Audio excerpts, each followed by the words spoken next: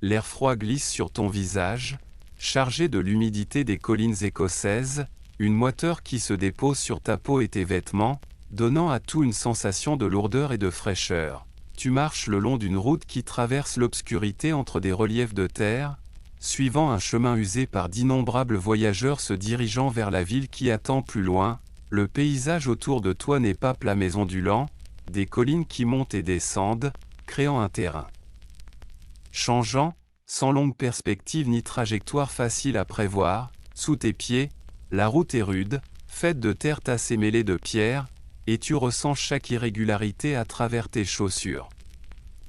Chaque bosse et chaque creux marquant le passage de l'eau et des chariots. Au-dessus de toi, le ciel nocturne est couvert, de lourdes masses grises qui masquent presque toutes les étoiles, ne laissant apparaître que de rares éclats de lumière entre les nuages. C'est un ciel typiquement écossais, chargé d'humidité, menaçant la pluie même lorsqu'elle ne tombe pas, créant une atmosphère par son poids même, l'air sent la terre et l'herbe, la pierre mouillée et la fumée lointaine de tourbe, des odeurs caractéristiques de ce paysage du Nord. Tu respires lentement cet air, tu en goûtes le froid, tu sens comment il pénètre dans tes poumons, si différent de l'air chaud du désert du Caire ou de l'atmosphère humide de Venise.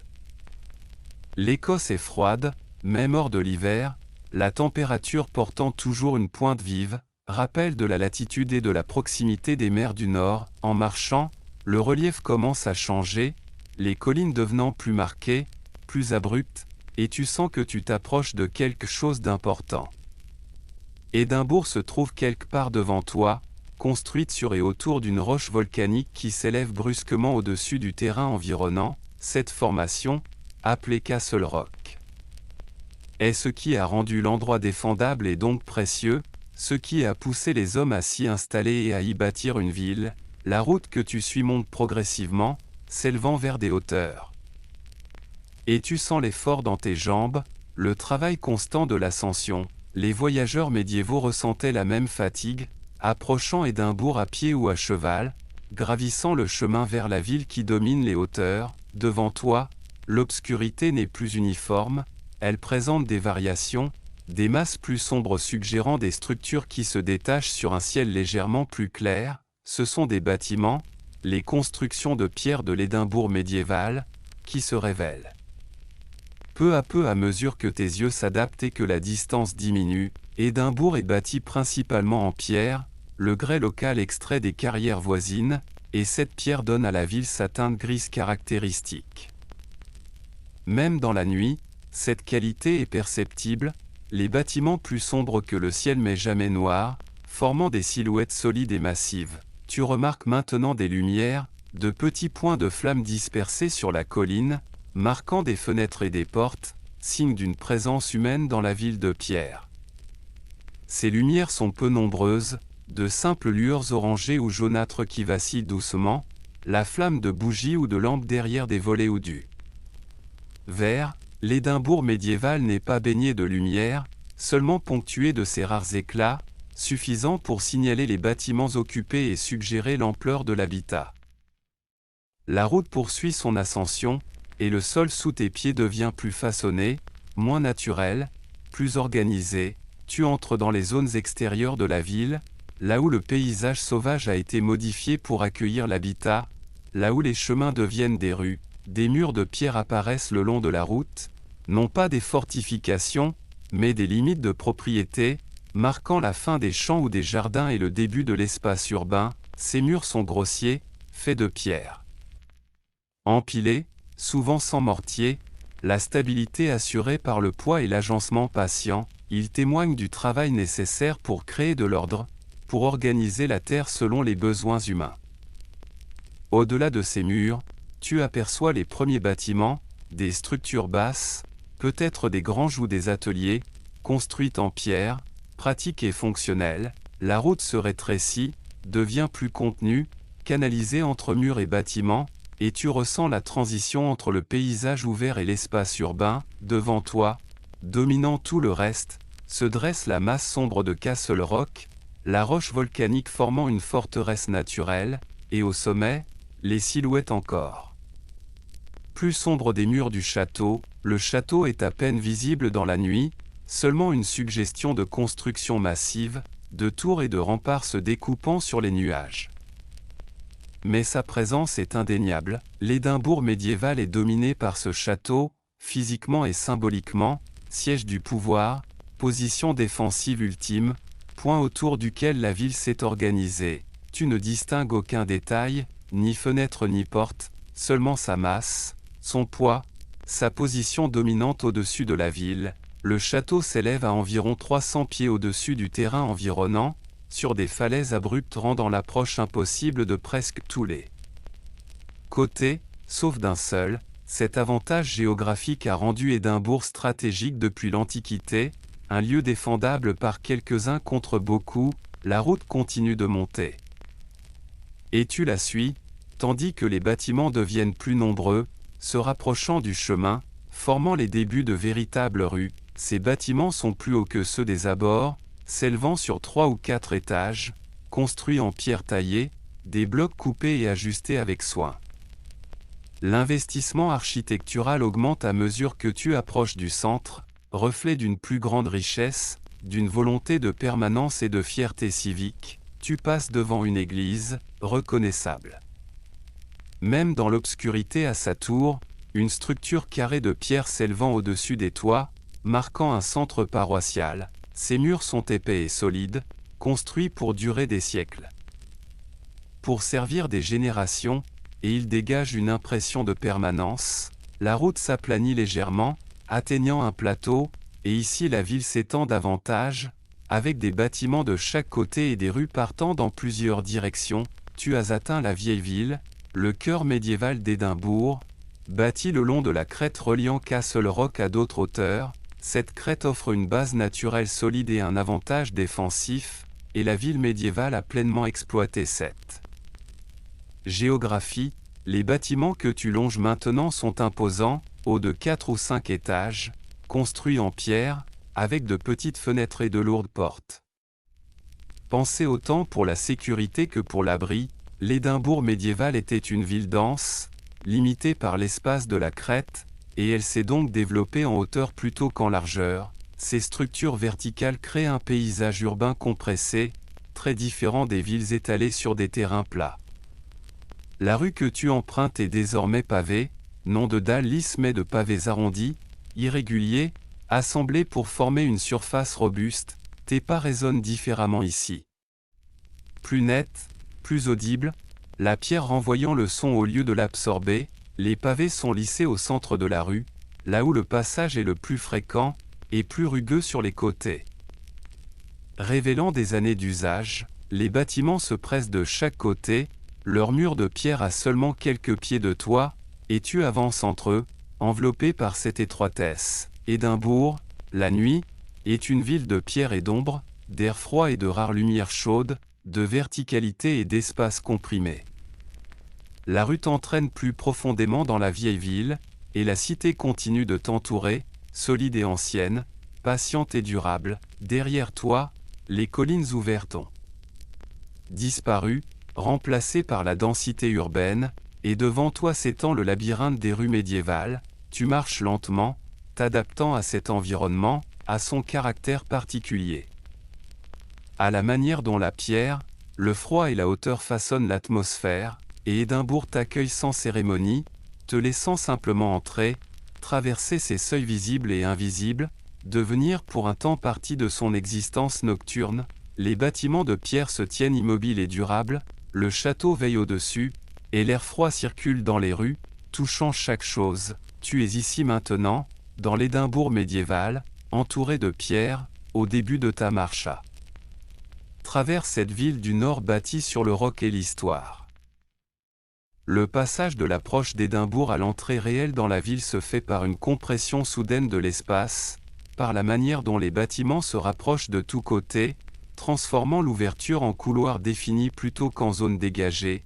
La rue que tu empruntes se rétrécit brutalement, n'ayant peut-être plus que 3 mètres de large, à peine assez pour que 2 chariots se croisent, et les bâtiments de chaque côté s'élèvent si haut qu'ils bloquent presque tout le ciel. En levant les yeux, tu ne vois qu'une bande étroite de nuages sombres entre des lignes de toits qui semblent se pencher l'une vers l'autre, les étages supérieurs avançant au-dessus de la rue pour gagner de l'espace.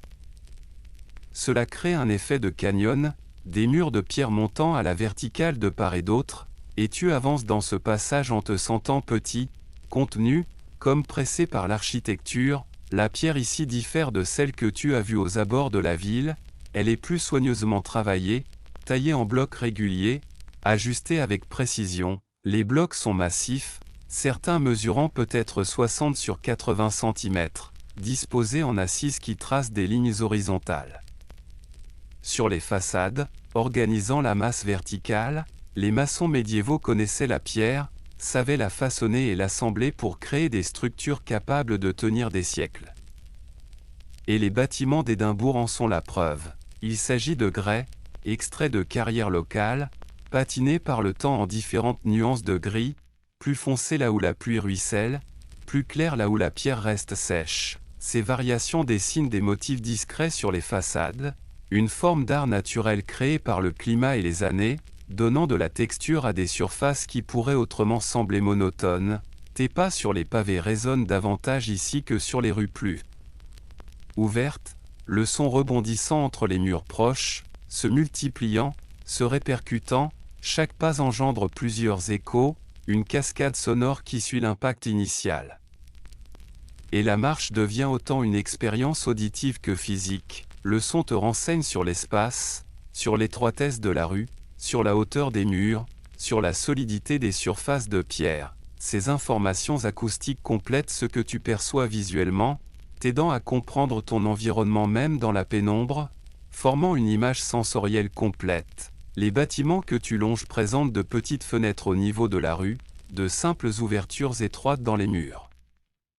Épais, fermés par des volets de bois ou de petits carreaux de verre. Ces fenêtres sont conçues pour la sécurité plutôt que pour la lumière, réduisant les points vulnérables tout en assurant une ventilation minimale. Les habitants du Moyen Âge savaient que de larges ouvertures affaiblissaient la défense, offrant des possibilités d'attaque, et ils acceptaient donc l'obscurité intérieure en échange de la sécurité. Certaines fenêtres laissent filtrer une lueur faible autour des volets, signe que quelqu'un est encore éveillé.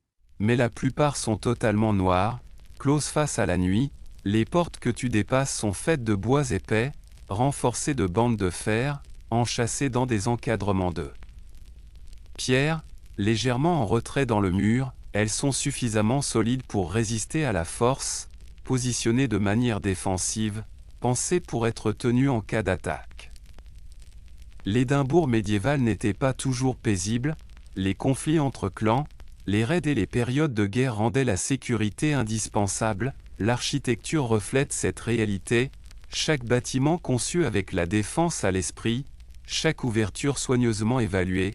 La rue commence à monter, suivant la pente de la crête, et tu ressens l'inclinaison dans tes jambes, l'effort constant contre la gravité. L'Édimbourg médiéval est une ville de collines et de dénivelés, bâtie sur un sol irrégulier, et si déplacer implique toujours de monter ou de descendre, cette verticalité fait partie intégrante de son caractère, de ce qui la distingue des villes établies sur des terrains plats.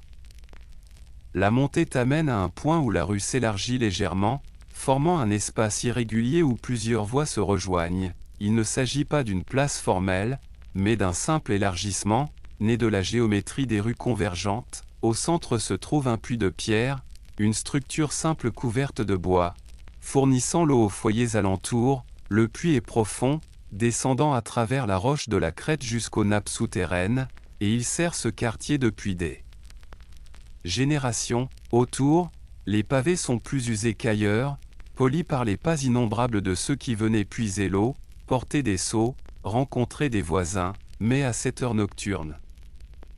L'endroit est vide, le puits inutilisé, simple repère immobile dans le paysage urbain. Tu remarques, contre un mur, un bloc de pierre servant de marchepied, des degrés taillés dans un seul bloc, permettant de monter plus aisément à cheval. Ces éléments sont courants dans les villes médiévales, adaptés aux besoins des voyageurs montés, témoignant de la coexistence entre piétons, chevaux et chariots. Les rues d'Édimbourg étaient conçues pour ces usages multiples, des espaces partagés par différents modes de déplacement. Depuis ce carrefour, tu aperçois une rue latérale, encore plus étroite que la principale, à peine assez large pour une personne. Ces passages très resserrés sont appelés closes à Édimbourg.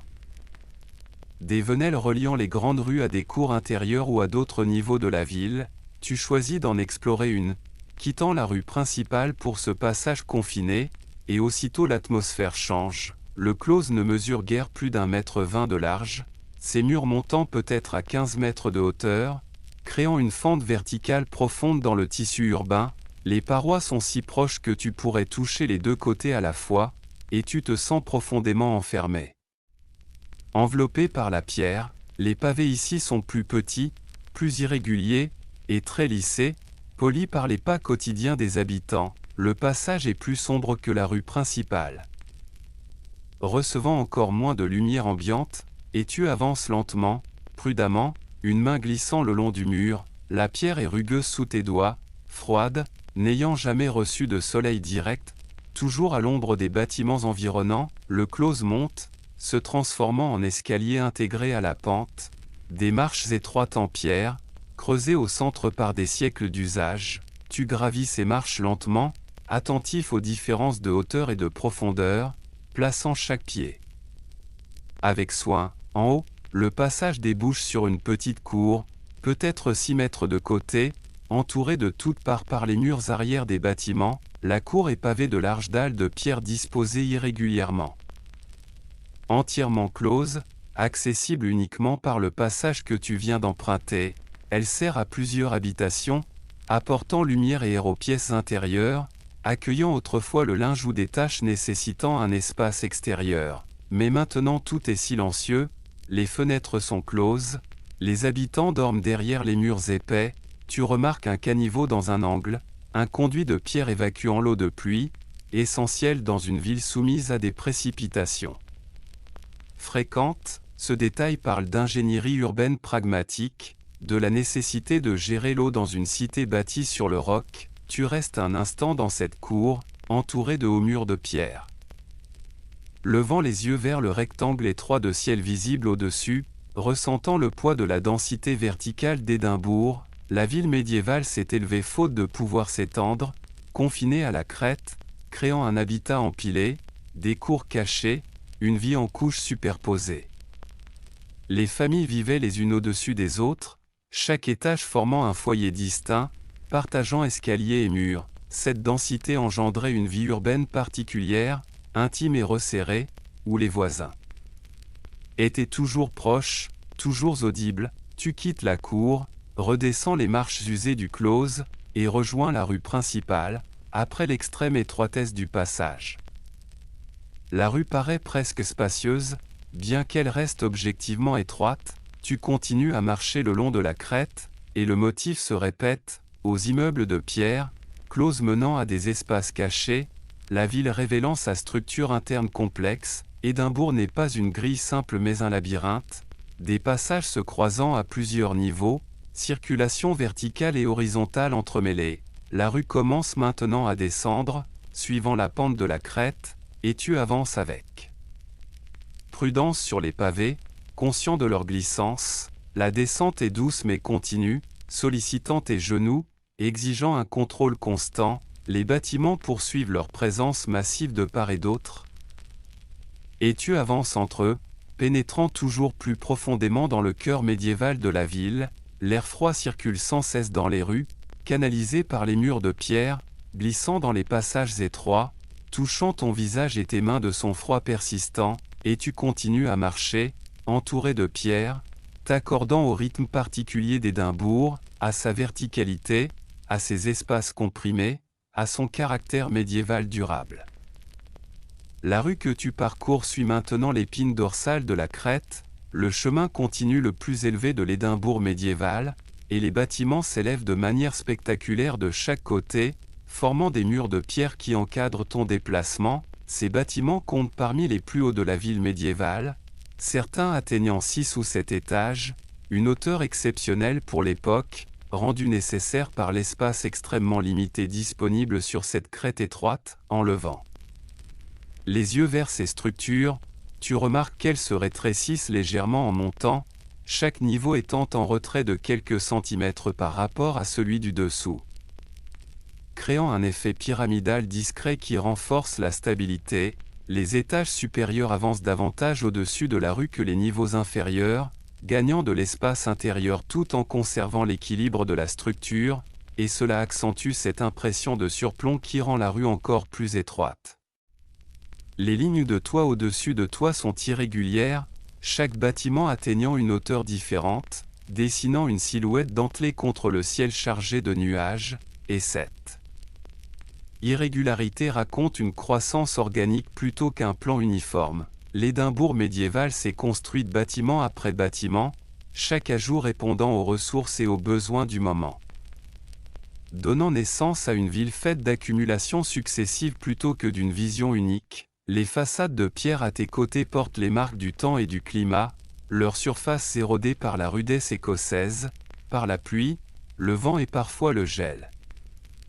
L'eau a laissé des traces verticales sombres là où le ruissellement des toits s'écoule depuis des siècles, dessinant des lignes profondes sur le gris de la pierre. Par endroits, la pierre prend une teinte verdâtre, là où moussée.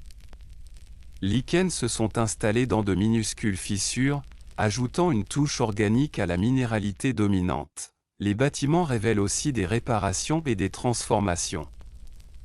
Des zones où des pierres plus récentes s'insèrent parmi les anciennes, où des fenêtres ont été ouvertes ou murées, où la structure s'est adaptée aux besoins changeants. Cette superposition d'interventions compose une mémoire visible dans l'architecture, chaque génération laissant une trace, transformant les bâtiments en récits lisibles pour qui sait les observer.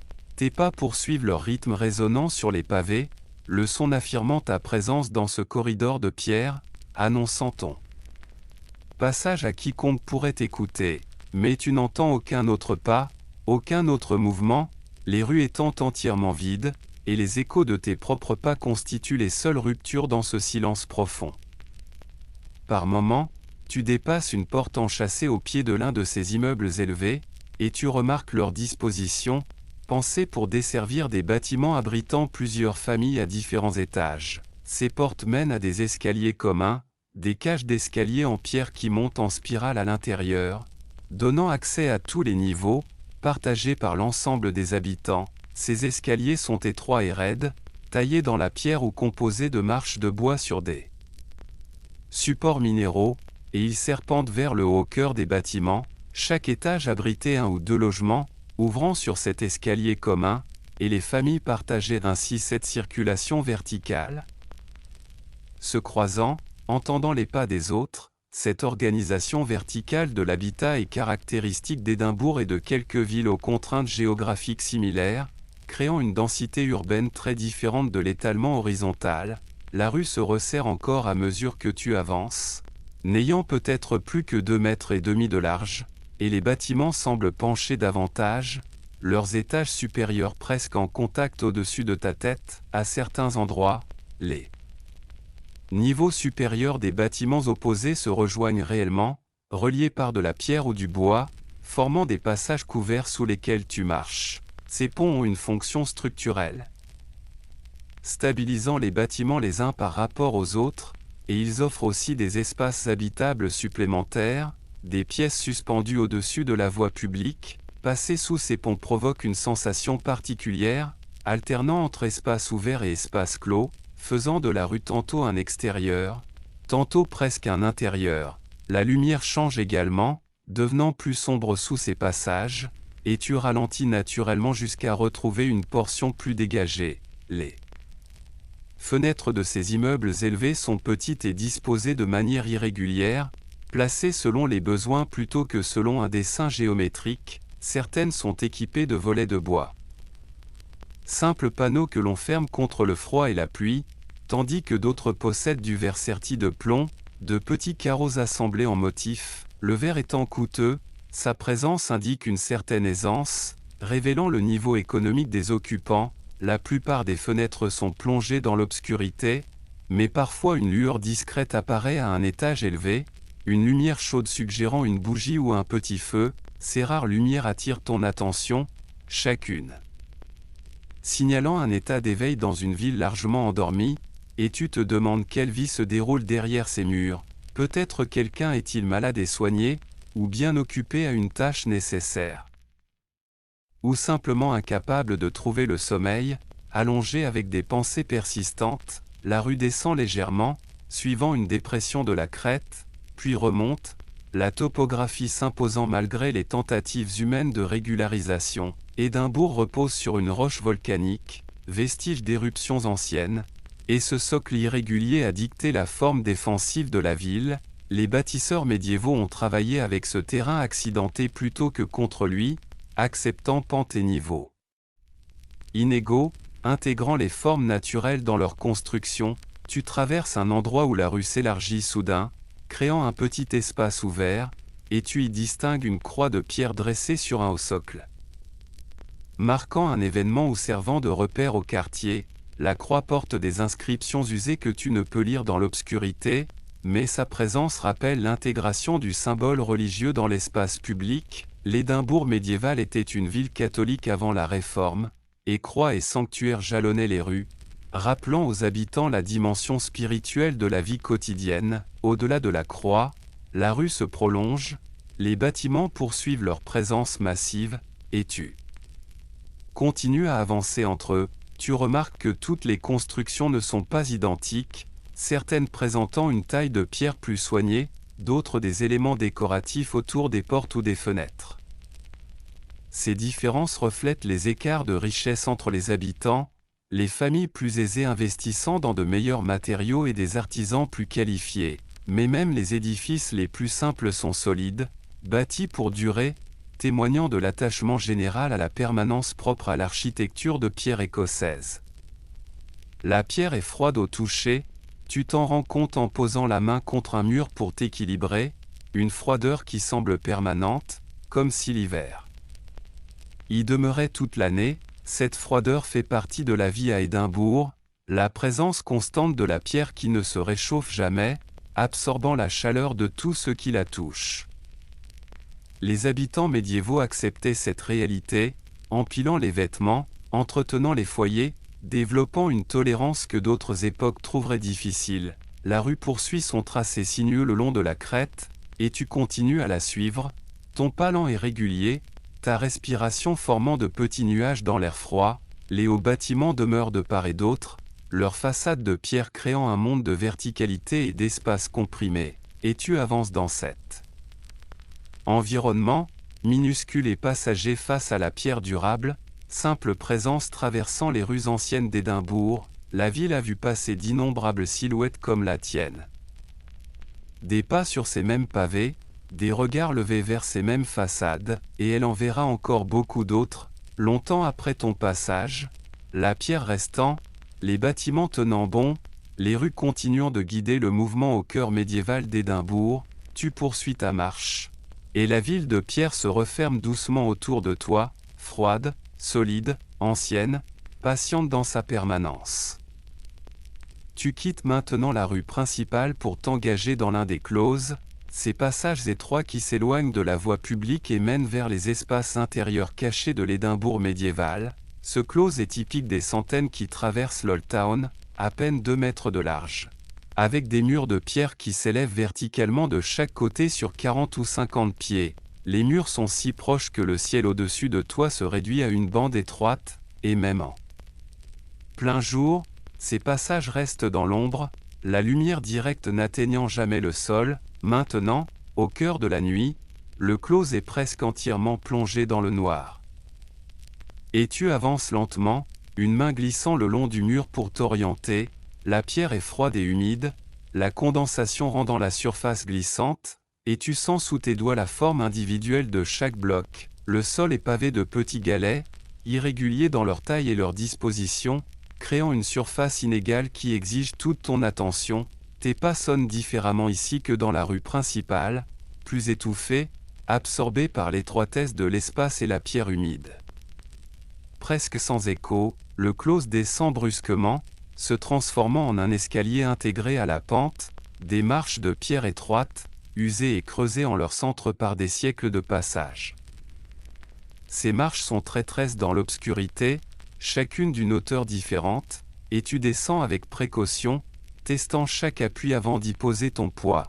Les habitants médiévaux connaissaient ces marches par cœur, les empruntaient chaque jour, leurs pas guidés par la mémoire et l'habitude. Mais toi, tu es étranger à ces dimensions particulières, et tu dois avancer avec prudence, pleinement attentif à la réalité physique de la pierre et de la pente. Le close tourne brusquement à gauche, suivant une limite de propriété ou contournant un obstacle, et tu négocies ce virage en gardant la main contre le mur extérieur. Après ce tournant, la descente se poursuit. Les murs se rapprochant encore davantage, réduisant le passage à un peu plus d'1 mètre, à peine assez large pour une seule personne, tu remarques maintenant des ouvertures dans les murs, des portes menant à l'intérieur des bâtiments qui bordent le close, chacune donnant accès à un escalier commun et au logement situé au-dessus. Ces portes sont massives, en bois épais renforcées de bandes de fer, toutes fermées et verrouillées, sécurisées pour la nuit, certaines portent les traces du temps. Le bois assombri et poli par l'usage, le métal corrodé par l'humidité, témoignant de décennies, voire de siècles de service, le close débouche soudain sur une petite cour. Un espace dissimulé au cœur de l'îlot urbain, accessible uniquement par des passages comme celui que tu viens de descendre. La cour mesure peut-être 5 mètres de côté, pavée de grandes dalles de pierre rendues glissantes par l'humidité, et elle est entourée sur tous les côtés par les murs aveugles des bâtiments. Ces murs s'élèvent sur 4 ou 5 étages, formant un puits profond, et en levant les yeux, tu n'aperçois qu'un rectangle étroit de ciel nuageux. La cour est encore plus sombre que le close, si cela est possible, les hauts murs bloquant toute lumière ambiante, et tu restes immobile un moment, laissant tes yeux s'habituer. Peu à peu, des formes émergent de l'obscurité. Les éléments de la cour devenant perceptibles grâce à une lumière presque inexistante, tu distingues un puits de pierre dans un coin, une structure simple équipée d'un treuil en bois pour monter et descendre un seau, fournissant de l'eau aux bâtiments alentours. Ce puits est essentiel à la vie de la cour, servant plusieurs foyers, et sa présence rappelle les ressources partagées propres à la vie urbaine dense. À côté du puits, tu vois une auge de pierre, sans doute utilisée pour laver le linge ou rincer les légumes, et non loin de là, un banc de pierre poli par d'innombrables assises. Ces éléments parlent de la cour comme d'un espace commun, un lieu de rencontre lors des tâches quotidiennes. Un centre discret de vie partagée, mais maintenant, la cour est vide et silencieuse, personne d'autre que toi, et le seul son est le goutte-à-goutte discret de l'eau, probablement l'écoulement des toits. Tu remarques un escalier dans un angle de la cour, adossé au mur, donnant un accès extérieur aux étages supérieurs. Ces marches sont en pierre, étroites et raides, sans rampe, disparaissant dans l'obscurité, et tu imagines la difficulté de les gravir en portant de l'eau ou des provisions. Le sol de la cour n'est pas plat mais légèrement incliné vers une évacuation située dans un coin, un aménagement délibéré pour éviter l'accumulation d'eau lors des pluies fréquentes. Cette évacuation est une simple ouverture dans le dallage, reliée à des canaux souterrains, faisant partie de l'ingénierie médiévale qui gérait l'humidité constante. Tu longes lentement le périmètre de la cour, avançant prudemment sur les pierres glissantes, et tu découvres un autre close qui s'en échappe, prolongeant le réseau de passage. Ce nouveau close est encore plus étroit que le précédent, à peine 1 mètre de large, et il monte au lieu de descendre, des marches s'élevant. Abruptement, tu commences l'ascension, t'aidant des aspérités des murs, l'effort demandant force et équilibre. Les marches sont profondément creusées en leur centre, retenant de l'eau. Et tu poses tes pieds sur les bords, là où la pierre est plus stable. En haut de cette montée, après peut-être 6 ou 7 mètres de dénivelé, le passage redevient horizontal, toujours étroit mais sans marche. Ici, les murs révèlent une construction différente, une pierre plus ancienne, disposée de manière plus grossière, suggérant l'un des passages les plus anciens de la ville. Le close débouche sur une autre cour, plus vaste que la précédente, peut-être 8 mètres de large, et tu y perçois une organisation plus élaborée. Le sol est pavé selon un motif, les dalles formant des figures géométriques, et au centre se trouve une citerne de pierre, plus grande et plus formelle qu'un simple puits. Cette citerne est rectangulaire, construite en pierre soigneusement taillée, avec plusieurs ouvertures pour puiser l'eau, indiquant qu'elle dessert de nombreux foyers. Les bâtiments autour de cette cour sont plus élevés et mieux construits que ceux de la première, signalant un quartier plus aisé. Certaines fenêtres possèdent du verre plutôt que de simples volets, et quelques-unes laissent filtrer une faible lueur, signe de foyer capable de prolonger l'éclairage nocturne. Tu remarques qu'un bâtiment porte une inscription gravée au-dessus de sa porte, un texte que tu ne peux lire dans l'obscurité mais qui devait identifier le bâtisseur ou le propriétaire. Ces inscriptions sont fréquentes à Édimbourg, marquant les édifices importants, affirmant une présence dans le tissu urbain. La cour offre plusieurs issues, plusieurs closes partant dans différentes directions, formant un réseau complexe reliant divers secteurs de la ville. L'Édimbourg médiéval s'organise autant verticalement et intérieurement qu'horizontalement, ces passages dissimulés complétant les rues principales. Tu choisis un autre close, courant à peu près parallèlement à la crête, et tu t'y engages, retrouvant l'obscurité. Étroite, ce passage diffère des autres, pavé de dalles plutôt que de galets, signe d'un statut plus élevé ou d'une construction plus récente. Les murs sont enduits de plâtre plutôt que laissés en pierre nue.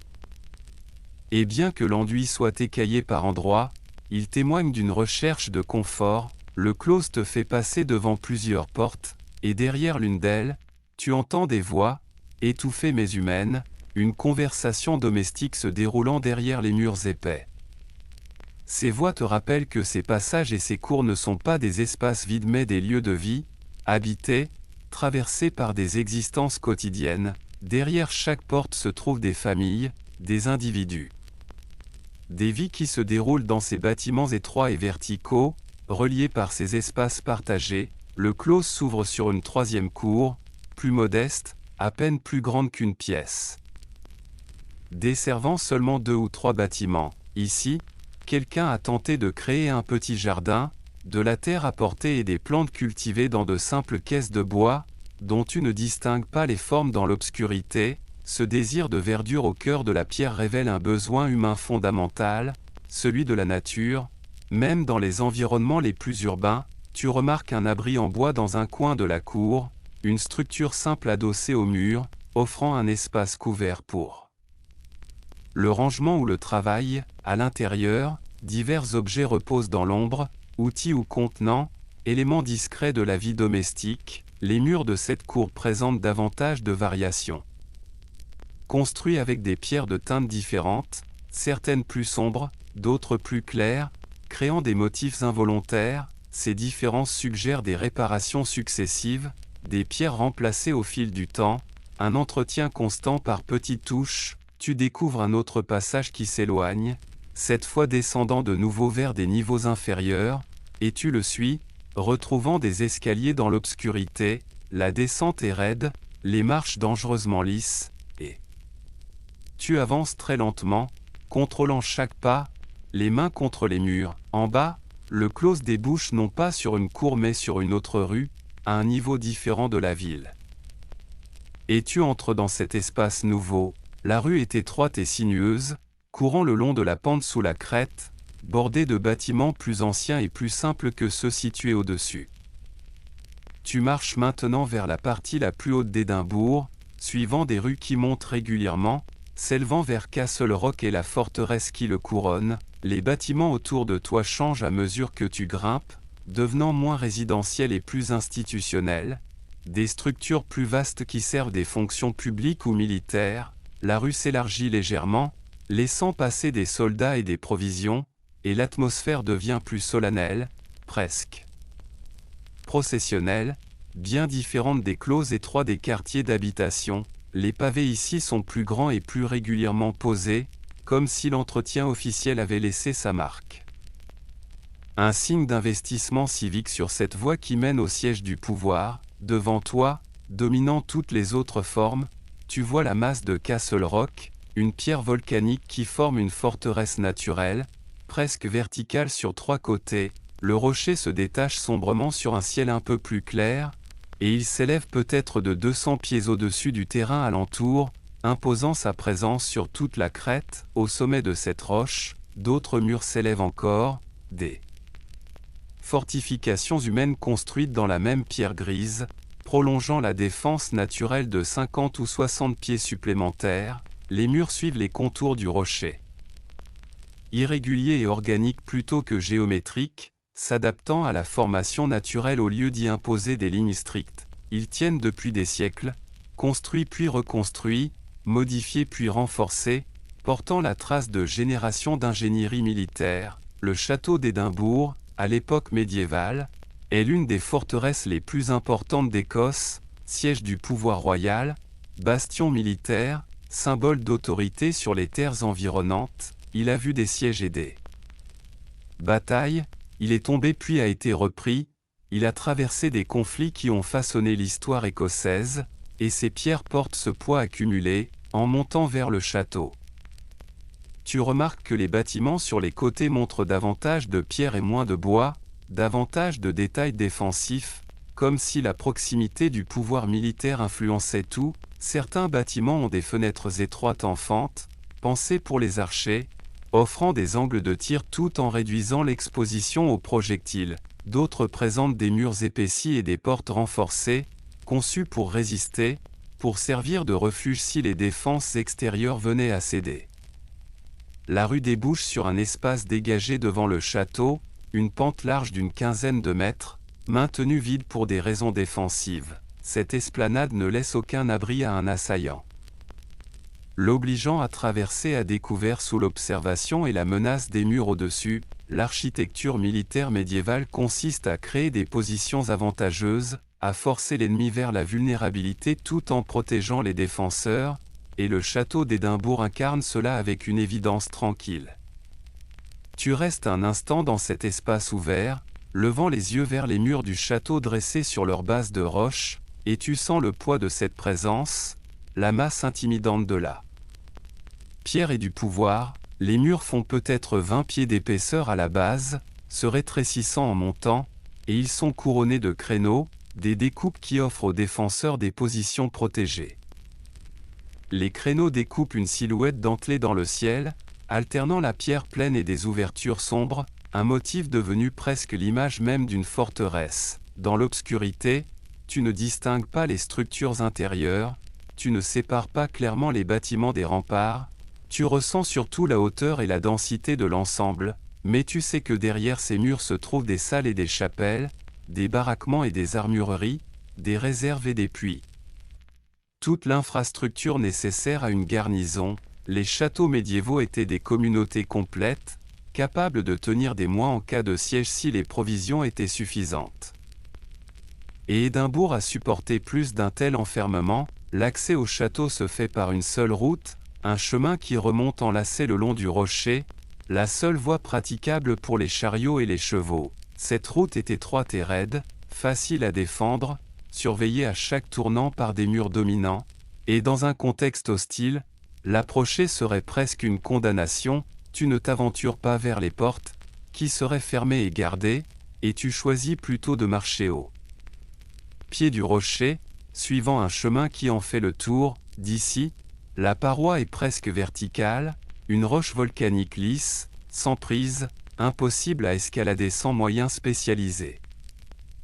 C'est cette forteresse naturelle qui a rendu l'endroit précieux, qui a poussé des gens à s'installer ici malgré le climat rude et l'espace limité, qui a fait naître Édimbourg. En contournant la base du rocher, tu passes près de bâtiments construits contre la falaise, utilisant la roche comme mur arrière, gagnant ainsi la position la plus défensive qui soit. Ces constructions semblent plus anciennes que beaucoup d'autres dans la ville, leurs pierres sombres et usées, leur assemblage révélant des techniques venues de siècles antérieurs. Certaines sont en partie en ruine, abandonnées lorsque des bâtiments plus récents, plus hauts, ont offert de meilleures possibilités. Mais leurs pierres restent là, témoins d'occupations passées.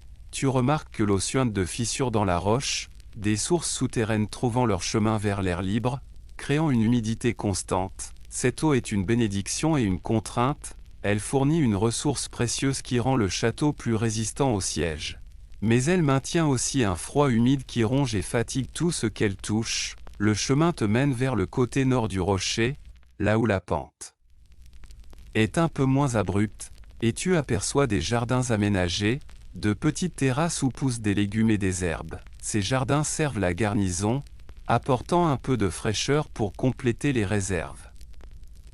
Et ils montrent comment chaque espace disponible est utilisé avec pragmatisme, même au cœur d'une ville de pierre, au milieu des fortifications, on trouve encore des façons de faire pousser quelque chose, de garder un lien avec la terre et sa capacité à nourrir. Le chemin monte légèrement, suivant une corniche naturelle dans la roche, et depuis ce point un peu plus élevé, tu peux regarder la ville en contrebas. Édimbourg s'étire le long de la crête et descend sur les pentes, une masse dense de bâtiments qui apparaissent comme des formes plus sombres sur une terre sombre, ponctuées de quelques lumières. De là, tu perçois l'organisation générale, la manière dont la ville suit le relief.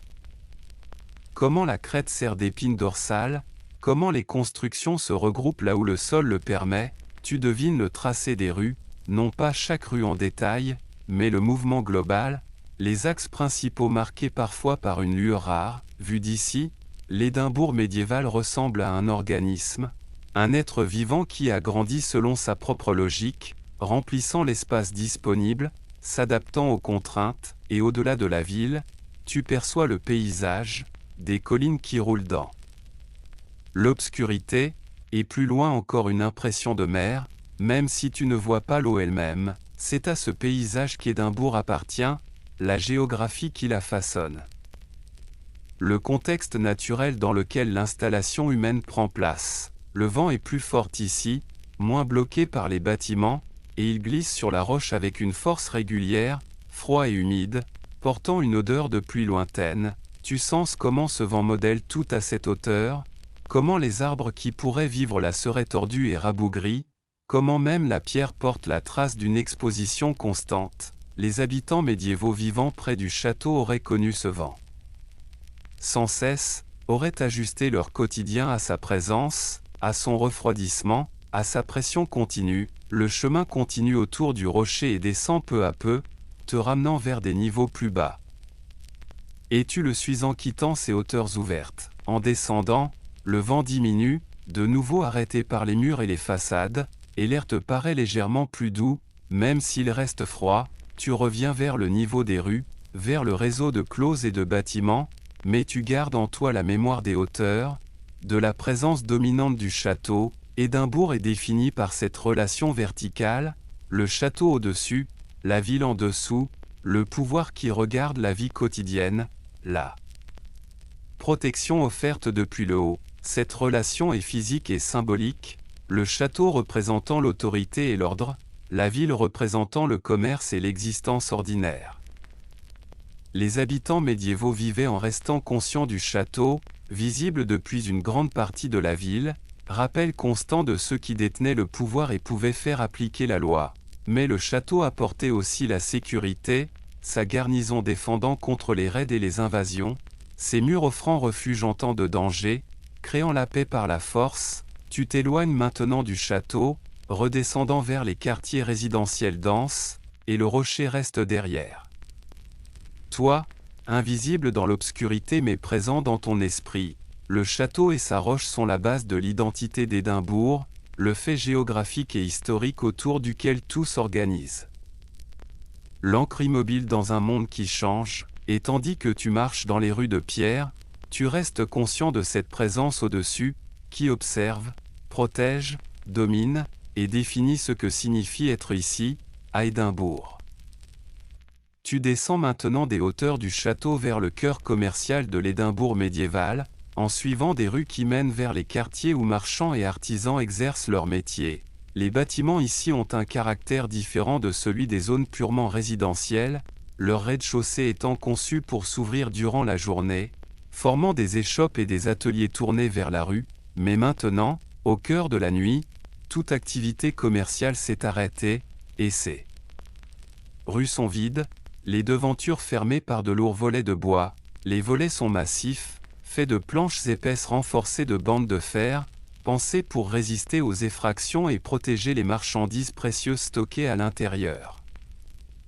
Chaque volet s'insère dans un encadrement de pierre, coulissant ou pivotant pour se fermer, et une fois en place, Il transforme la façade en un mur solide, presque défensif. Tu avances lentement le long de cette rue commerçante, observant les devantures closes, imaginant ce qu'elles dissimulent, les gestes et les savoir-faire qui prennent place derrière ces barrières de bois. Certaines boutiques portent encore des enseignes suspendues au-dessus des volets, des panneaux de bois sculptés de symboles qui indiquent le métier même à ceux qui ne savent pas lire. Une botte signale un cordonnier, des ciseaux un tailleur, un mortier et son pilon un apothicaire, un langage visuel simple et universel. Ces enseignes oscillent légèrement dans le vent qui s'engouffre dans la rue, produisant un léger grincement, seul mouvement perceptible dans cette scène immobile. La rue est plus large ici que dans les quartiers d'habitation, peut-être 15 pieds de large. Assez pour laisser passer des chariots durant la journée et permettre aux clients de se rassembler. Les pavés montrent une usure différente, polis au centre par le passage répété des roues lourdes, formant des bandes plus lisses au milieu de la pierre plus rugueuse. Tu remarques que certaines boutiques possèdent de petites vitrines, des ouvertures vitrées permettant d'exposer des marchandises même lorsque les shops est fermé. À travers ces vitres, tu distingues des formes dans l'obscurité, des objets rangés sur des étagères, des céramiques, des étoffes pliées, des outils de métal. Attendant le matin, le verre est ancien et imparfait, déformant ce que tu vois, donnant aux objets une apparence étrange et presque onirique. Une boutique a laissé une petite lampe allumée à l'intérieur, sans doute par précaution, et cette lumière permet de voir plus clairement l'espace. Il s'agit visiblement d'un marchand de tissus. Des rouleaux de laine et de toile empilés, différentes épaisseurs et textures, tout ce qu'il faut pour vêtir la ville dans ce climat froid. L'Édimbourg médiéval est réputé pour le commerce de la laine. Travaillant les toisons venues des campagnes environnantes et produisant des étoffes exportées bien au-delà, tu continues à marcher, et les boutiques se succèdent, toutes closes et silencieuses, chacune portant en elle la promesse de l'activité du lendemain. La rue débouche sur une place de marché, un espace large d'une 60aine de pieds, pavé de grandes dalles de pierre plutôt que de simples pavés. Le jour, cette place se remplirait d'étals temporaires, de vendeurs et d'acheteurs, mais maintenant elle est vide, la pierre nue luisant légèrement d'humidité sous la faible lumière. Les bâtiments qui l'entourent sont plus imposants, 3 ou 4 étages dédiés au commerce et au stockage. Des entrepôts pour les marchandises en transit, leurs façades fermées forment de longs murs continus autour de la place, et ces murs renvoient le moindre bruit, amplifiant chacun de tes pas résonnent clairement, nets et répétés, remplissant l'espace de ton passage avant de s'éteindre lentement. Au centre de la place se dresse une croix de pierre, la croix du marché, marquant cet endroit comme un lieu de commerce reconnu et légitime. La croix s'élève peut-être à 4 mètres. Taillée dans un seul bloc de pierre, marqué par le temps et les intempéries, présente ici depuis des générations, à sa base, des marches de pierre servent de siège, et tu t'y poses un moment.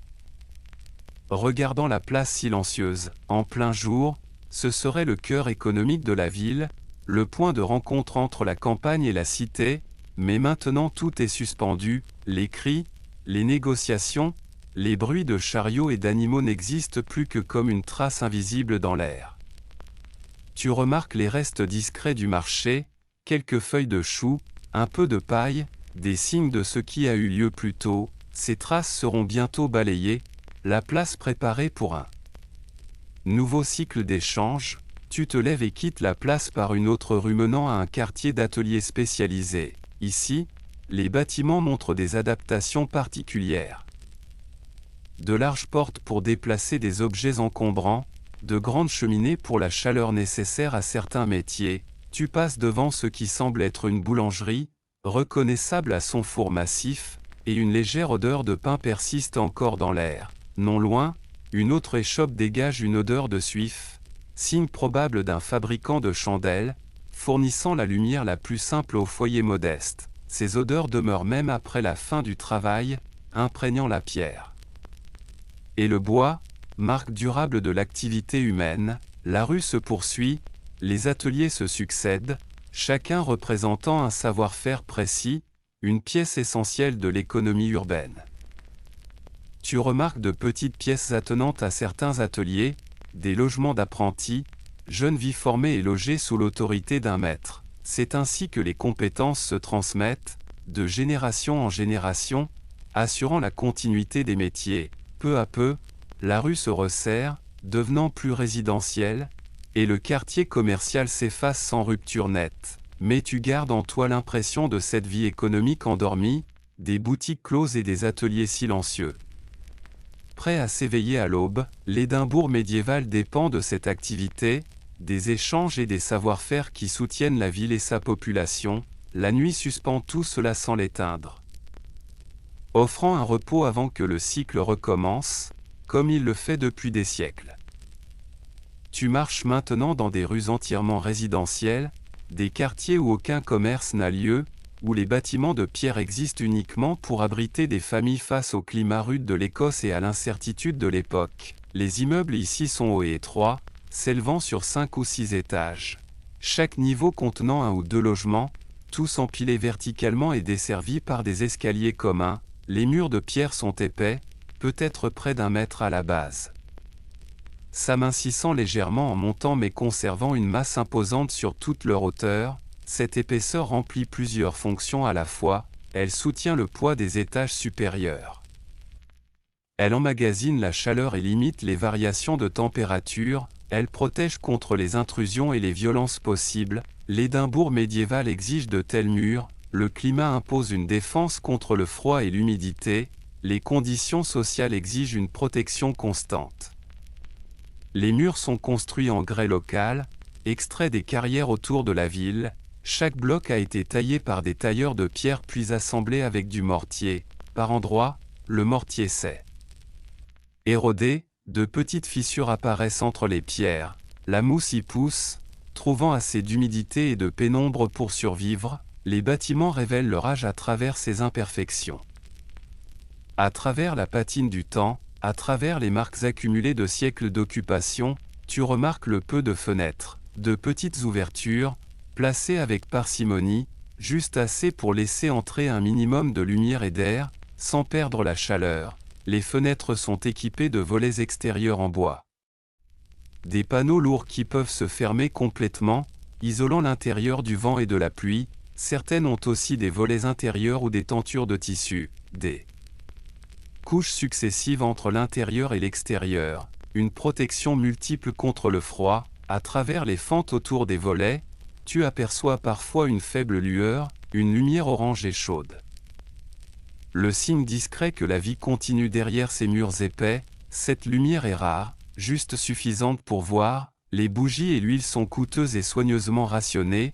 Tu imagines les intérieurs ainsi éclairés, des pièces au plafond bas, des murs de pierre enduits, parfois blanchis à la chaux, des sols en bois, lissés par des générations de pas. Les maisons écossaises médiévales sont sombres et enfumées, chauffées par des feux de tourbe qui produisent plus de fumée que de chaleur, remplies d'odeurs de combustible et de nourriture. Le mobilier est réduit à l'essentiel, des lits, des tables, des coffres de rangement, des objets fabriqués à la main. Précieux, transmis au fil des générations, plusieurs générations vivent souvent ensemble. Grands-parents, parents et enfants partagent le même espace. Ils partagent la chaleur, les ressources, la proximité. Les murs épais contiennent ces mondes domestiques. Ils protègent du froid et du danger extérieur. Mais ils enferment aussi l'humidité et l'obscurité. Tu perçois parfois des sons, très faibles, la pierre les atténue, mais ils existent. Un bébé pleure brièvement, le son est étouffé.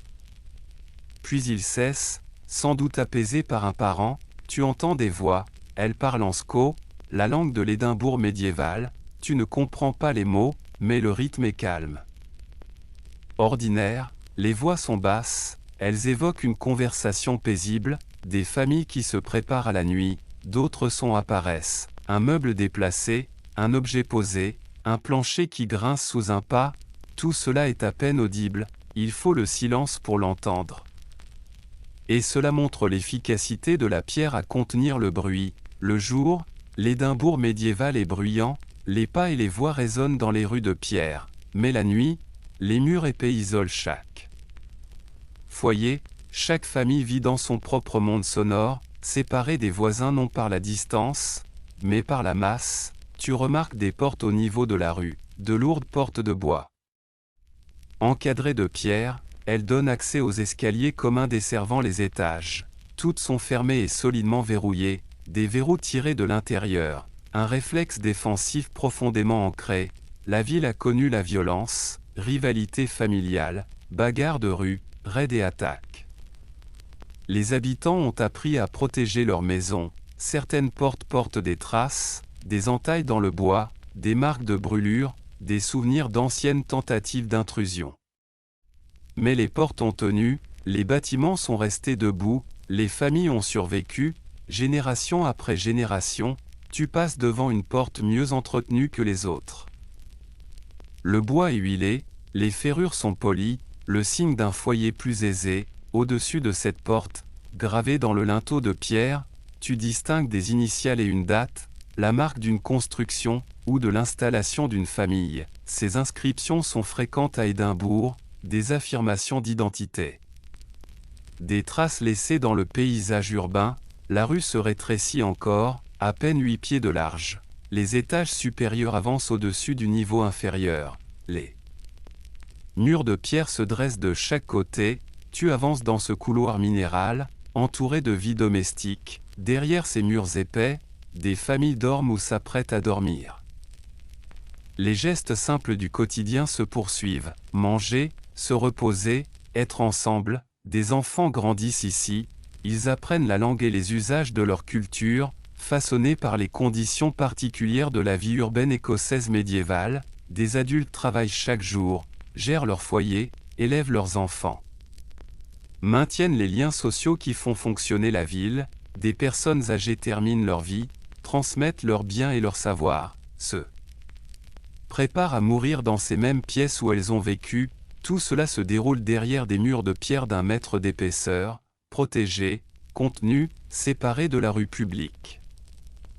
La pierre crée des frontières, elle définit l'intérieur et l'extérieur, elle offre l'intimité nécessaire à la vie familiale, mais ces frontières ne sont pas absolues, la lumière filtre, les sons s'échappent, la présence humaine se devine, tu vois la fumée monter des cheminées, de fins filets qui se dissipent dans l'air nocturne.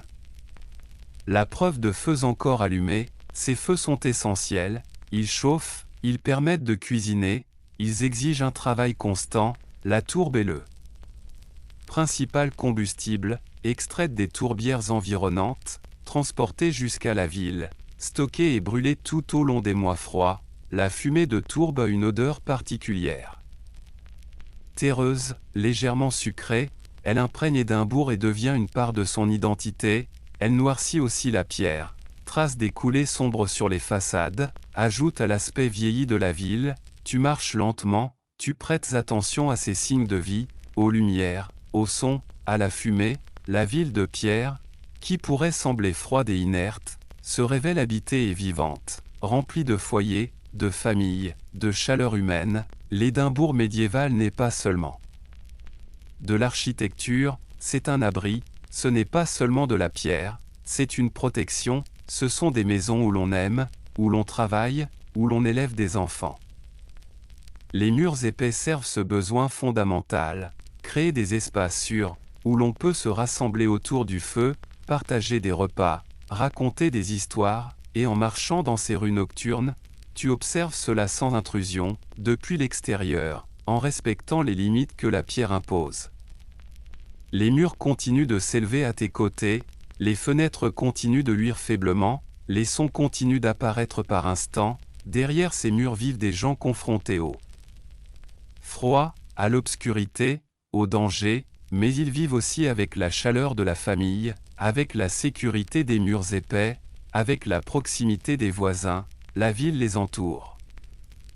Elle leur fournit une structure, elle relie chaque foyer à un ensemble plus vaste, tu continues de marcher, les rues résidentielles se prolongent, et les murs de pierre continuent de contenir et de protéger les vies qu'ils abritent. La nuit a maintenant atteint son point le plus profond, ces heures où même les foyers les plus tardifs ont cédé au sommeil, et où Édimbourg existe dans son état le plus calme et le plus immobile. Les rues que tu parcours sont totalement vides, aucun autre pas, aucun mouvement, seulement le tien, et la ville semble suspendue, maintenue dans une sorte de pause silencieuse entre un jour qui s'est achevé et un autre qui n'a pas encore commencé.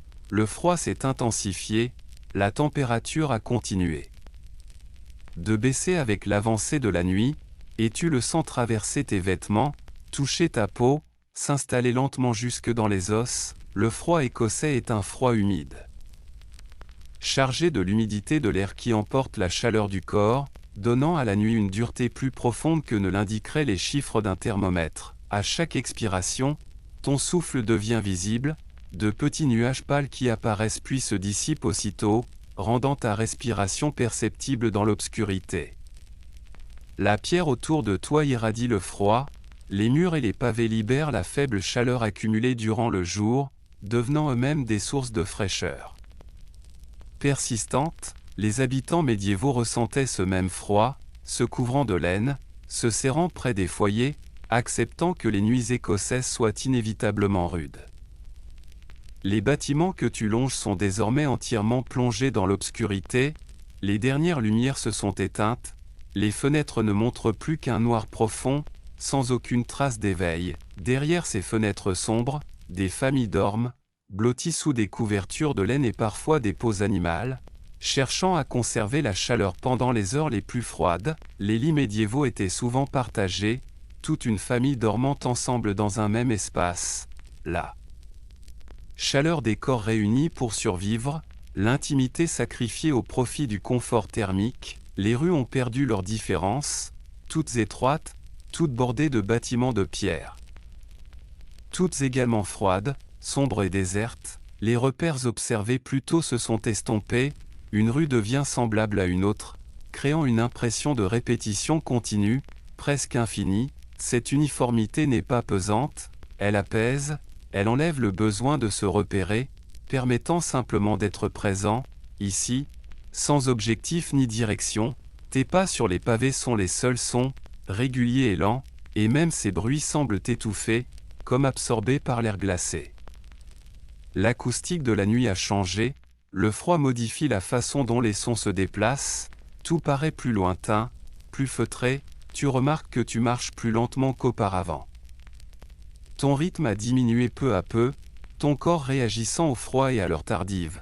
Chaque pas demande davantage d'attention, un effort conscient, et les pauses entre les pas s'allongent sans que tu t'en rendes vraiment compte. Le froid rend le mouvement plus difficile, les muscles se contractent, les articulations se raidissent, et ton corps cherche naturellement à économiser son énergie. Pourtant tu continues d'avancer, traversant les rues de pierre, maintenant un mouvement lent mais constant. Le vent a presque disparu, la brise précédente s'est éteinte, laissant un air immobile dans lequel le froid s'installe sans être déplacé. Cette immobilité donne au froid une qualité différente, plus pénétrante, plus définitive, comme si la température n'était plus en mouvement mais figée. Le ciel reste couvert, aucune étoile visible, seulement une masse grise uniforme qui semble peser au-dessus de la ville, retenant le froid en dessous. Tu remarques la formation de glace à certains endroits, de fines pellicules sur les pierres humides, des motifs délicats qui captent la moindre lumière. La glace rend le sol traître, et tu ralentis encore, testant chaque appui, évitant les zones les plus glissantes. Les habitants médiévaux connaissaient bien ces dangers, savaient quelles pierres restaient sèches, quel chemin éviter durant les nuits froides. L'hiver à Édimbourg était une épreuve constante. Sombre, humide et glissante, exigeant une vigilance permanente. Sur les murs de pierre, le givre apparaît par endroits, de petits cristaux blancs dessinant des formes fragiles qui disparaîtront avec le soleil du matin. Mais l'aube est encore lointaine, et pour l'instant le givre persiste, révélant l'intensité du froid. Tu passes devant un bâtiment où l'eau s'est figée en tombant d'une gouttière, formant un long glaçon immobile qui capte faiblement la lumière. Il est fin, effilé, presque fragile, une sculpture naturelle créée par l'eau, la gravité et le froid, destinée à disparaître tôt ou tard. Ton attention se resserre, se concentre sur les sensations immédiates. Le froid, la pierre sous tes pieds, le simple fait d'avancer, les pensées deviennent rares, simples, sans développement, une conscience du moment présent sans passé ni futur. Le froid favorise cet état, exigeant ton attention, empêchant l'esprit de s'échapper ailleurs.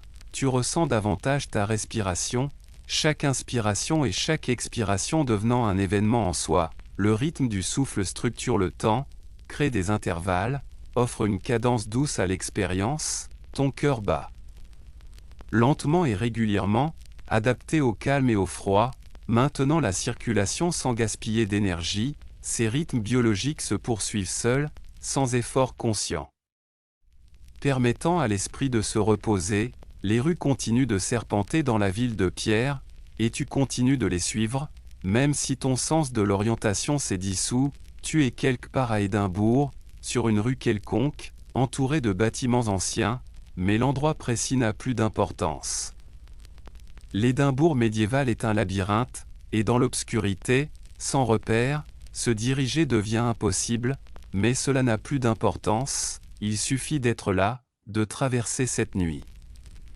Profonde dans cette ville ancienne, la pierre reste froide et immuable à tes côtés, indifférente à ton passage. Ces bâtiments ont traversé d'innombrables nuits semblables, ont vu passer des siècles de vies humaines.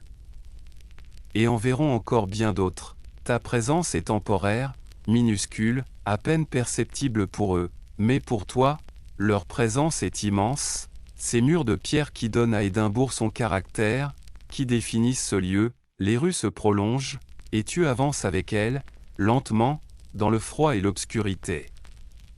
Ton rythme ralentit encore, presque jusqu'à l'immobilité, chaque pas prenant plus de temps que le précédent. Tu ne t'arrêtes pas, tu réduis simplement le mouvement à sa forme la plus minimale. Le froid s'installe plus profondément, la pierre le diffuse, et ton corps lutte doucement pour préserver sa chaleur. Les habitants médiévaux qui survivaient aux hivers écossais étaient endurants, adaptés, résilients, acceptant ces conditions comme normales. Tu ressens maintenant une part de cette difficulté, le froid constant, l'obscurité, l'effort de rester dehors dans ces conditions, mais tu ressens aussi la protection de la ville, les murs qui coupent le vent, les rues encaissées qui offrent un abri relatif, l'organisation humaine qui rend la survie possible. Édimbourg est rude mais pas hostile, exigeante mais pas cruelle, demandant adaptation et offrant en retour une forme de refuge. Tu continues d'avancer, et la nuit maintient tout dans son étreinte froide, les rues, la pierre, les habitants endormis, tout suspendu dans cette heure profonde. La ville s'enfonce dans l'immobilité. Dans le silence qui précède l'aube, dans le froid qui atteint son apogée avant le retour du jour, et toi aussi tu t'y installes, ton mouvement ralentissant presque jusqu'à disparaître, ta conscience s'adoucissant, ta présence devenant légère. Les rues de pierre te portent, le froid t'entoure, et la nuit profonde continue d'attendre, patiente et immobile. Tu ralentis jusqu'à ce que le prochain pas devienne optionnel, et la rue ne te demande plus de continuer. Le sol sous tes pieds est ferme, légèrement irrégulier, des pierres posées il y a longtemps, polies là où d'innombrables pas sont passés. Les murs autour de toi se sentent proches, hauts, stables, construits de pierres sombres qui retient la fraîcheur de la nuit sans bouger. La ville ne s'incline pas vers toi, elle ne se retire pas non plus, elle reste simplement dans sa forme, comme si elle avait toujours été ainsi, sans avoir besoin de se justifier. Tu laisses ton rythme s'effacer, et le mouvement devient plus petit, un pas devient une pause, la pause s'allonge jusqu'à ressembler à un arrêt. L'espace étroit autour de toi accueille ce changement sans réagir, la rue reste la même rue, mais ton attention se transforme, elle descend plus près du sol, plus près de la texture de la pierre, de l'air immobile entre les murs. Il y a ici une sensation de hauteur, discrète, sans drame. Les bâtiments s'élèvent au-dessus de toi comme des formes stables, plus de poids que de contours, plus de présence que de détails. Tu sens comment Édimbourg repose sur la roche, comment la ville paraît ancrée, ni fragile, ni légère, tout semble soutenu par la terre qui se trouve en dessous. La nuit ne donne pas l'impression de se produire, elle donne l'impression d'être simplement là. L'air est assez froid pour être perçu, mais sans agressivité, il touche la peau doucement, avec une constance qui donne le sentiment que la température ne change plus. Rien dans la rue ne suggère que la ville attend le matin, rien n'indique qu'elle se dirige vers quelque chose, elle paraît complète telle qu'elle est. Tu te tiens près d'un mur et tu remarques sa surface, rugueuse par endroits, plus lisse là où des mains sont passées, là où l'humidité a adouci les arêtes. La pierre ne parle pas du temps de manière insistante, elle donne plutôt l'impression que le temps a déjà accompli son travail ici, et qu'il se repose maintenant. Tu cesses de te soucier de la distance. Tu cesses de te soucier de la direction de la rue. L'idée même de direction devient silencieuse, comme une pensée devenue inutile.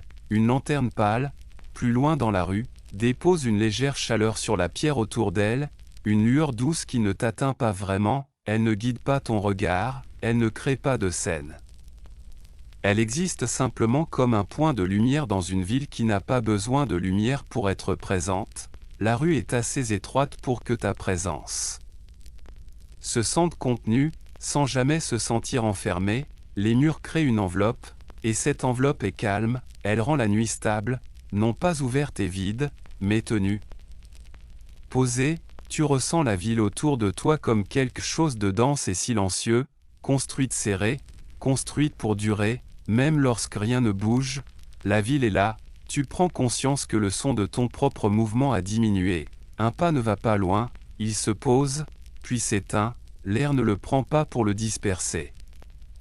Il le garde près de lui, puis le laisse partir. Ce silence n'est pas une mise en scène, il semble être l'état naturel de la rue à cette heure. Tu restes là, et Édimbourg reste là, il n'y a rien à séparer entre toi et elle, tu es simplement à l'intérieur de la même immobilité, de la pierre au-dessus de toi, de la pierre à côté, de la pierre sous tes pieds.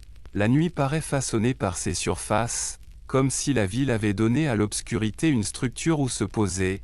Ta respiration ralentit d'elle-même, tu ne la contrôles pas, tu ne la suis pas, elle devient partie du même rythme tranquille que la rue, simple, régulier, sans importance particulière, rien ne te demande de rester attentif, rien ne t'invite à penser, la ville ne te présente pas d'événements ni d'images qui réclament ton regard, elle offre seulement la présence. Tu remarques combien il devient facile de rester immobile sans avoir l'impression d'interrompre quoi que ce soit. La ville continue à sa manière, non par le mouvement, mais par le fait de tenir. Édimbourg ressemble à un lieu capable de contenir l'immobilité sans devenir vide. Une porte étroite passe à la limite de ton regard, une fenêtre sombre se trouve au-dessus, sans lumière, sans signe de vie. Ces détails ne deviennent pas importants, ils restent à l'arrière-plan.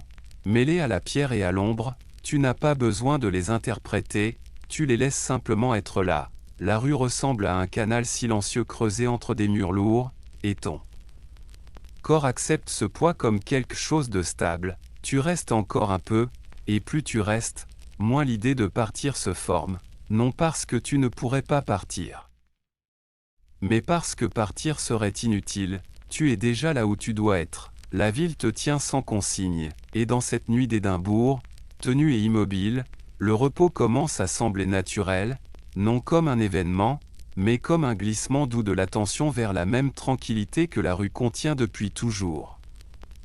Tu restes en place, et la ville continue d'être entière sans mouvement. La rue ne change pas quand tu t'arrêtes, elle ne devient pas plus silencieuse, elle ne devient pas plus sombre, elle reste constante, comme si elle avait déjà atteint son état de calme et n'avait plus besoin de s'ajuster. Les murs autour de toi ressemblent à une limite paisible.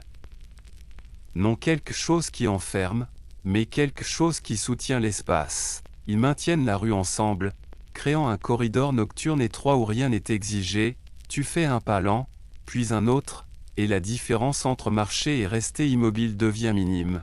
La rue ne récompense pas le mouvement par de nouvelles images. Elle ne punit pas l'immobilité par l'inconfort, les deux semblent également possibles. Tu ressens comment Édimbourg, à cette heure, ne se comporte pas comme un lieu qui s'éteint, elle se comporte comme un lieu qui tient tranquille, laissant la nuit se déposer sans changer de posture. L'air reste immobile, et l'on dirait que la ville a cessé tout échange avec l'extérieur. Aucune brise n'entre, aucun son n'arrive. La rue est contenue, et cette contenance rend tout stable. La pierre garde la température de façon égale. Le sol porte ton poids sans réaction. Les murs retiennent l'obscurité en place. Tu remarques que ton attention commence à se tourner vers l'intérieur, non par la pensée, mais par la sensation. Le corps devient plus présent que la rue. Le contact lent du souffle, la pression calme de la station debout, la fraîcheur contre la peau. La ville reste autour de toi, mais elle ne demande plus à être observée, elle devient une présence enveloppante plutôt qu'un objet d'attention. Quelque part, très loin, un son pourrait exister. Mais il n'arrive pas jusqu'à toi de façon assez nette pour prendre forme, il ne devient pas un signal, il reste lointain, incomplet, et la rue demeure paisible. Tu sens que la ville n'est pas vide, et pourtant elle paraît inoccupée. La vie s'est retirée derrière la pierre, laissant les rues se reposer. Ce retrait semble ordonné, habituel, presque familier. Il crée une forme de sécurité qui n'a pas besoin d'explication. Édimbourg paraît stable parce que tout est construit pour durer. Les murs semblent épais, les angles semblent fixes, la rue donne l'impression d'appartenir au corps de la ville, pas à quelque chose qui change selon l'heure ou l'humeur. Même l'obscurité semble structurée. Tenue par l'architecture, tu regardes le long de la rue et tu remarques qu'elle ne semble mener vers rien d'important, elle continue simplement, elle offre une continuité plutôt qu'une destination. Une faible zone de lumière, plus loin, touche une partie d'un mur, laissant le reste dans l'ombre. La lumière ne crée pas de drame. Elle crée un contraste doux, léger, minimal. La ville ne te demande pas de suivre cette lumière, elle ne promet rien au bout de la rue, elle laisse la rue être. Ce qu'elle est, un lieu, tu t'arrêtes de nouveau, et l'arrêt semble complet. Plus tu restes immobile, moins tu penses à l'immobilité comme à un arrêt. Cela devient la manière naturelle d'exister dans cet espace. Marcher devient une variation possible, pas une obligation. Tu remarques comment l'immobilité de la ville rend le temps moins défini. Les minutes ne se présentent pas comme des unités, elles ne s'accumulent pas. La sensation de progression devient silencieuse. Il n'y a pas besoin de savoir depuis combien de temps tu es là. La question ne se forme même pas. La rue ne fournit pas d'horloge. La ville ne donne pas d'indices, elle offre seulement un environnement stable, suffisant pour laisser l'attention s'adoucir. Les surfaces de pierre autour de toi commencent à perdre leur contour précis dans ton esprit, non parce qu'elles disparaissent, mais parce que tu n'as plus besoin de les mesurer. La ville devient une organisation simple, des murs, un sol, de l'air, un espace étroit tenu entre des formes lourdes. Tu restes dans cette organisation, et elle reste en elle-même. La sensation qu'Édimbourg repose sur la roche devient plus forte lorsque tu restes immobile. Tu sens le poids en dessous de toi. Tu sens la ville ancrée, rien en elle ne paraît temporaire, rien ne paraît fragile. Cette stabilité soutient le repos sans effort, la respiration continue, le corps continue. La ville continue, tout est présent sans qu'il soit nécessaire de faire quoi que ce soit. Tu fais encore un pas lent et tu sens comment la rue l'accueille en silence. Le son ne va pas loin. Il disparaît vite, et la rue revient à son calme initial, comme si elle avait déjà oublié le pas. Tu t'arrêtes à nouveau, et l'immobilité reste intacte. Il n'y a pas besoin d'atteindre une fin, il n'y a pas besoin de conclure. Édimbourg n'offre pas de ligne d'arrivée.